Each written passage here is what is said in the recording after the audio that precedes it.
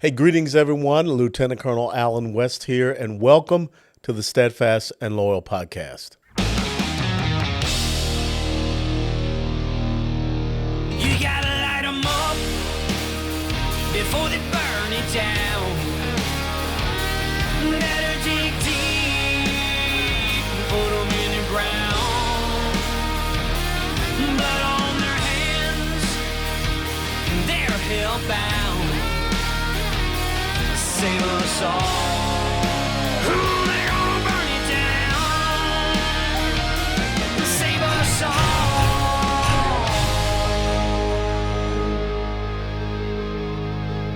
before they burn it down.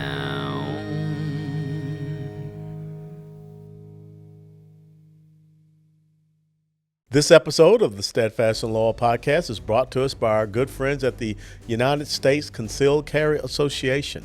Being a responsibly armed American is both an honor and a responsibility.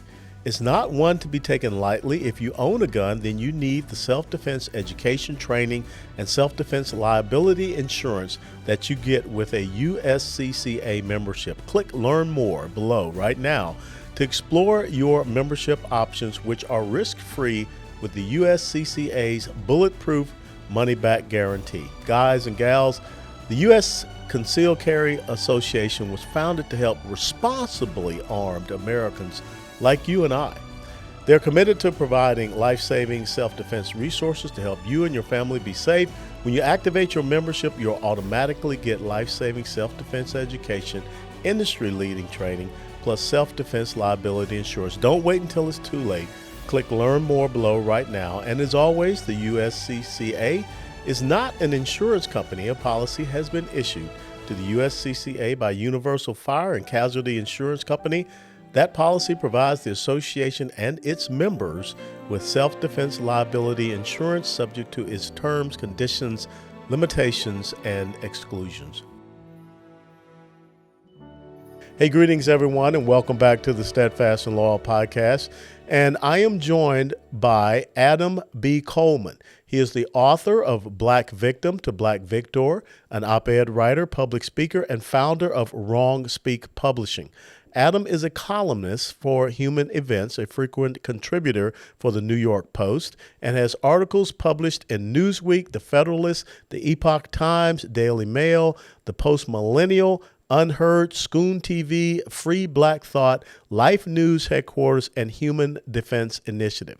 He has also appeared on Fox News, Newsmax, The Hills Rising, Talk TV, Sky News Australia, OAN, The First TV, and numerous podcasts.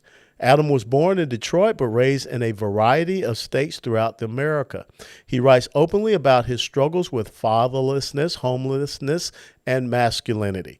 He is always questioning the world around him, even if they are uncomfortable questions to ask. He strongly believes that we should have the ability to speak freely and is now advocating for people who feel voiceless to be heard. He is attempting to help change the narrative and the way we discuss cultural narratives by being honest, humble, and resolute. And he joins us now from New Jersey. Adam, thanks so much for joining us here at the Steadfast and Loyal podcast. My pleasure. Thank you for having me. So you were born in Detroit. How long did you stay in Detroit before, I guess, you moved to another area? Yeah, I lived in Detroit till I was about 5 years old. Okay. And then we moved to Virginia for about a year or so, and then to New York. I was there basically till 7th grade, and then moved to New Jersey. Now, when you talk about these issues of fatherlessness, homelessness, and the masculinity issue, when I go back and look at the failures of the Great Society programs of Lyndon Johnson, where he basically kicked strong black men out of the home and replaced it with the government. Today, do you see that is, really a catalyst that brought about a lot of the failures and problems we see in our urban black communities? Yeah. And it's not just, so people understand, it's not just a poor black issue. It's also a middle class black issue as well. And what I try to do in my book is have people understand, even with the topic of fatherlessness, and we're being specific talking about Black Americans, I'm using it as a case study because it's actually an American issue in its entirety. When I talk about fatherlessness, most of the people who reach out to me don't look like me. Nearly 25% of our kids in America grow up in separate homes.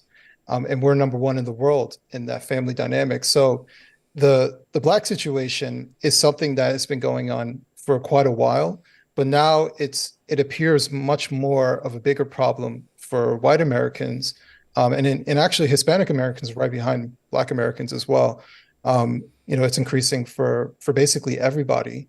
And I think the social issues that we talk about on a daily basis, we talk about gun violence, we talk about mass shooters, things of that nature, especially the school shooters.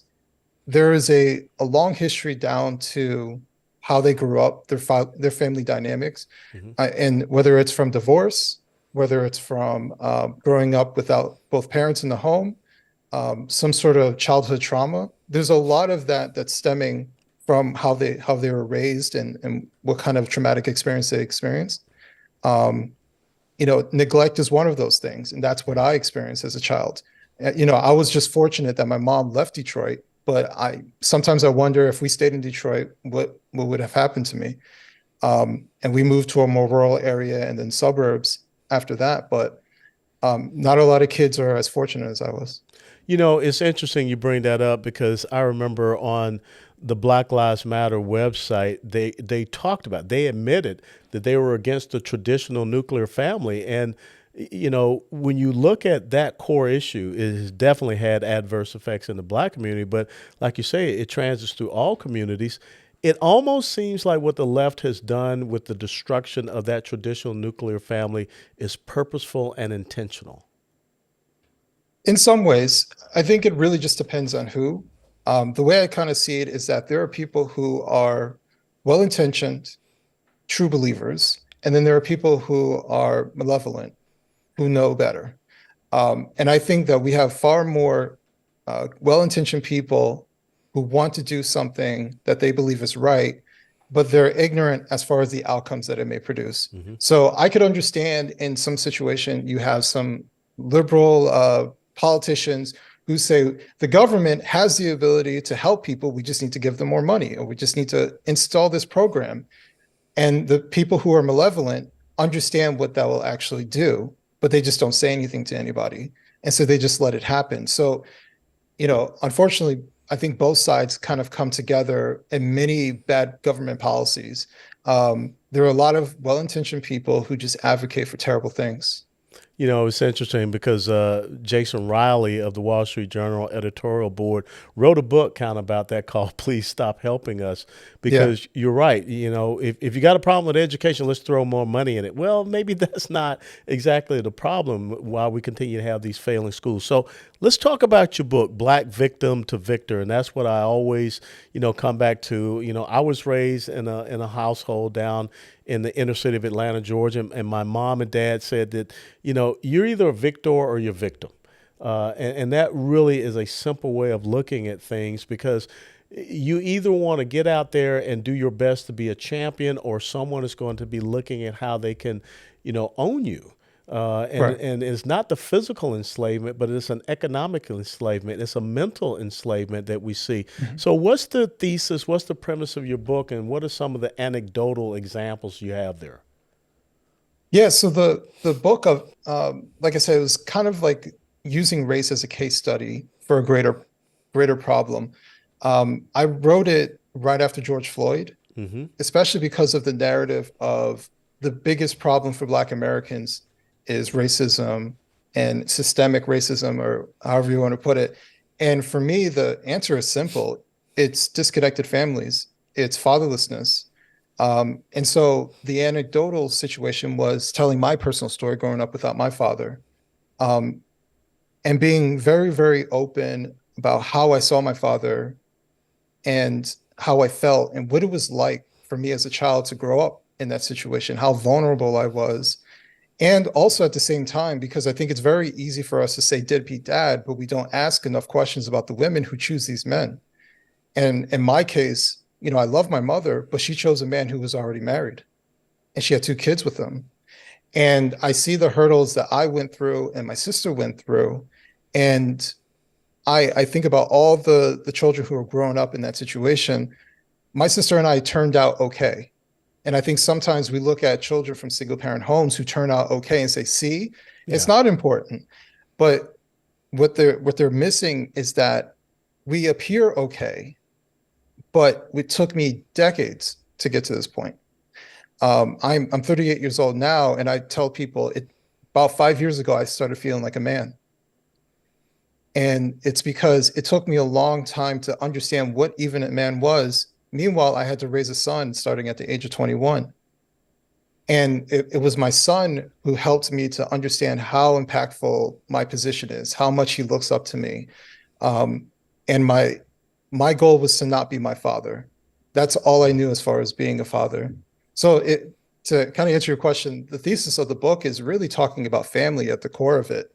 It's talking about how impactful it is to have both parents in the home, how we need to criticize bad ideas, the malevolent people that exist when it comes to, I call them the ivory tower black elites, who, who act like they have so many issues in life. It reminds me of like Oprah Winfrey when she wasn't able to get into that high class store in Switzerland. Oh, I can't believe the racism, and completely ignoring the economic factor and how fortunate she actually is. But just weaponizing race and using it to their advantage. But I wanted to write a book ultimately at the end where it says that all these different issues that we're talking about, black this, black that, is actually felt by a lot of people who don't look like me. And one thing I'm really grateful of is that the book has been read by people who don't live in America, but understand what I'm saying and see it in other communities, in other situations, in other countries. And it's a human experience. Growing up fatherlessness doesn't feel different whether you're black, white, Hispanic, from the UK. It's the same type of human experience and the same type of possibilities of struggle that you may go through. It's just in a different location and different skin. It's almost as if we're swimming against a current, but how do we break this cycle? Because what I just heard you say it was a healing process for you to get on the road when you had your son at 21 and you were committed to, I got to do better for my son than what was done for myself. So how do we break this cycle? Because when I look in the urban centers in those communities, we're talking about second, third, some fourth generation of this issue. So what's the first step? I mean, what's your prescription for improvement and change? You cannot change what you don't acknowledge. Mm-hmm. And I see too many people not acknowledging that this is a problem. And so we can't change it. We have too many people who've accepted the status quo that, oh, well, that's just what happens. And saying, no, we need to, like, for example, as much as I'm talking about this now, I grew up in a way where I repeated that cycle, and my son grew up out of wedlock. I'm not with his mother, but I co-parent the best that I can, and I see him every week, and we have a great relationship. But I'm always behind as a father because he doesn't live with me, and he is missing something by not growing up with me, 24/7. I'm trying to constantly correct that, and I'm trying to correct that through this message to tell people, do not be like me, and do not create a child that that like the type of situation that I went through when I was a kid. And I'm actively trying to stop that cycle for my son. And that is the only thing that we can to start to do. We have to acknowledge the problem. And when we see the problem, even if you messed up, even if you're that parent who grew up in that situation or who raised a child in that situation, you have to acknowledge that there's a problem and tell them to stop the cycle. Make them mindful of reproduction. Make them mindful of how are you mate selecting. Make them mindful of this, because I see too many people who just kind of go with the flow and how people make them feel in the moment. But I swear, if people looked at the person that they're about to lay down with as a person who may have their child, it'd move a lot different in life. And I think we have to acknowledge and family plan, and we don't family plan enough. So you think it's a cultural thing that, over the last, what, 2, 3, 4 decades has really ingrained itself. And we have, again said that, yeah, the whole thing about mommy and daddy in the home, it's no big deal. Don't worry about it. Just go out and live your life and do what you want. Do you think that we have to fight against that as it's permeated in the music that we hear and everything, and the preaching of irresponsibility and lack of accountability? Well, when you have an economic machine surrounding, hip hop, I don't think that helps. I think that contributes to degeneracy, but I wouldn't put as much behind it because, I hear artists say we're just mirroring what we see. That's the reason that they use. And in some respects, they're kind of right. I think there's far more influence coming from the people we grow up around, our neighbors, the people we're surrounded by, and especially who's in our home. And if you grow up in a single parent environment and no one acknowledges that there's a problem, we create these phrases, I don't need a man, I could do bad all by myself. We reinforce single parenthood.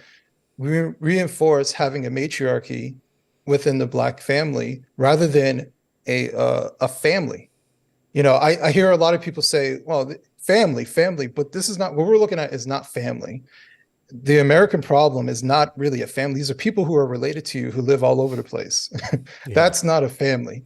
And I'm trying to have people kind of look deeper and understand that your actions as an adult impact your children greatly. And I think there are a lot of children who are too scared to say how they really felt growing up because they're afraid of how it makes their mother feel. Wow. We just saw this election in Chicago with someone that I don't think, you said you got to admit there's a problem. Mm-hmm. Here's an individual that doesn't seem to admit that there's a problem. And if he does say that there's a problem, the solutions that he's offering is, throw more money at it or it's racism, whatever. What will it take? And specifically, I want to address it to the Black community. What will it take for the scales to come off their eyes and for them to start demanding better as far as elected representation instead of continuing on with the same grievance race hustlers? I guess that's the best way to call it. Well, I think the grievance race hustlers, it's very interesting because I think most of their money and their support doesn't come from people who look like me and you. You're right. To be honest with you. Yeah. Someone like Al Sharpton, I've talked to Black people about Al Sharpton. They all kind of agree that he's a shiesty guy, but who gives his nonprofit $1 million some odd dollars each year that he can live in the Upper East Side? It's not coming from Black people. It's coming from corporate America. It's coming from all these different NGOs. It's coming from all different sources of money. But guess what? He's the mouthpiece or one of the mouthpieces for Black Americans. I think what will help, and this is what I try to do in my writings, if I have people look at class more than race, then that is actually what tips the scale a little bit. When they see like, hold on a second, this guy is making it sound like he might get shot any moment by the cops. He lives all the way up in these ritzy suburbs, with Officer Dan who waves at him. He's not dealing with urban policing. He's not dealing with lower class situations, which maybe in some respects, when the left talks about, police brutality, maybe in certain places, maybe in certain situations, that's true, right? But this guy is not dealing with that, right? If it were, trust me, it'd be all over the news, but they aren't. Yeah. It's because class, especially in America, but pretty much anywhere, class is a big element as to how many social issues you may experience. And what's very funny, to go back a little bit on Black Lives Matter and all these other people, the people who scream the loudest about not having the nuclear family tend to grow up in nuclear families and tend to get married, right? Because marriage is an institution of wealth in this country, yet they tell people not to get married. And that's the elitism that I can't stand, is when they preach one thing and live their life a completely different way, not in small ways, not be a better person, and they make a couple sins, and in very huge ways. So when you tell people it doesn't matter, you can do bad by yourself, or like Beyonce says, all my single ladies as she's getting married, Yeah. it's stuff like that, it's the ruse that we push on people to keep degeneracy alive and to make more money off of them. Where do we go from here? What is your outlook? Do you see things changing? I mean, of course, it has to be incrementally, but do you think that we can restore what I remember growing up, where you did not see too many kids that did not have the mommy and the daddy in the home, and you did see all of those other social ills that were not part of the everyday life? Can we get back to that? I think that, like you said, change is generally incremental. I think the good thing is, one, we're sitting here having this conversation. Yeah. I wasn't always of this particular mindset. I'm a former Democrat myself. People change. And I think that there are a lot of younger people, especially on social media, who are asking more questions. We're in the information age. And on top of that, we're looking at our parents more than maybe previous generations to ask, did they make the right choices? Right? Did this generation do the right thing? We're asking more questions and we're becoming more curious. I don't see some massive swing of change happening in my particular lifetime per se, or maybe in this particular generation. But I think that we're trending in that direction. I think with independent media, people are talking. You have YouTube where people are having relationship discussions. One of the biggest things for Black young people is actually relationship discussions and how they see each other and what they want. And there are a lot of people who are far more curious than when I was growing up, and they have access to far more information. Even though, when I was a kid, the internet was just coming about and people were jumping on AOL. But we're far more curious, we're far more open and willing to criticize a little bit more. So I think, I'm an optimist, just generally speaking. But I think as long as we're inching in that direction of change, I think that's a positive thing, and we can only change one person at a time, individually, or hopefully with my book, this conversation, other conversations I've had, maybe it just has people just second guessing their actions.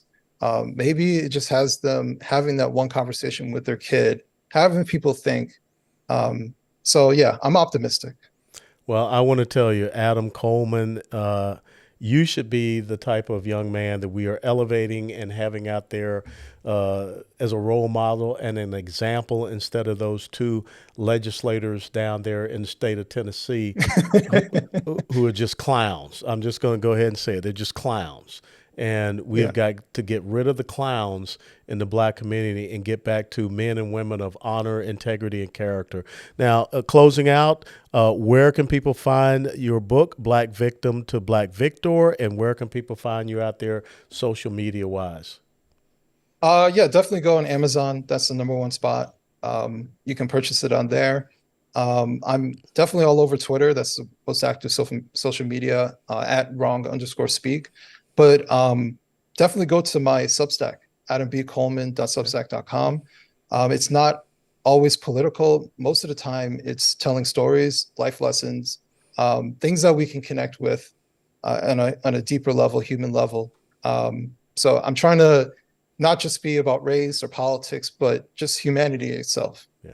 Well, I want to thank you. And, I'm getting long in the tooth, as I tell people. So I got to pass that torch on to someone, and you're definitely the type of young man I want to pass the torch and to continue this fight, because it is a generational fight for our communities and for America. Absolutely. So God bless you, Adam, and God be with you. And thank you for joining us here at the Steadfast and Loyal podcast. Thank you. God bless you. Yes, sir. Hey, thanks so much for joining us on this episode of the Steadfast and Loyal podcast, and a special thanks to Adam B. Coleman for sharing his thoughts and perspectives. And please go out and get his book, Black Victim to Black Victor, because it's so important that we rectify things in the Black community. And if you like this podcast, please click the like button, share it with others, because we're here to serve you. God bless. Until next time. See you later. before they burn it down.